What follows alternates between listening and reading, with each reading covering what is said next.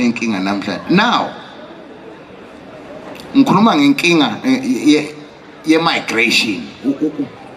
Abantu umuntu uhleze ecinga impilo engcono. Ukuphi la ngathola khona amadlela ahlaza ukuthi umndeni wami uphile bakwethu.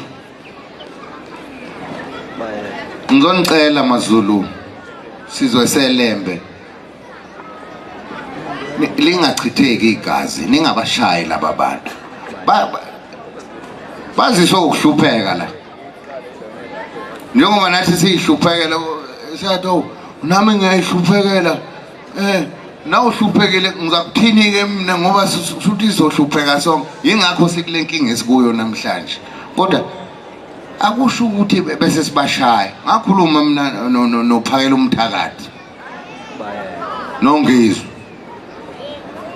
amuzu kushawa umuntu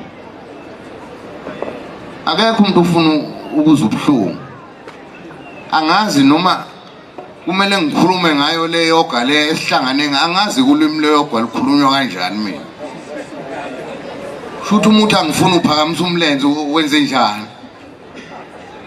It's an international language angithi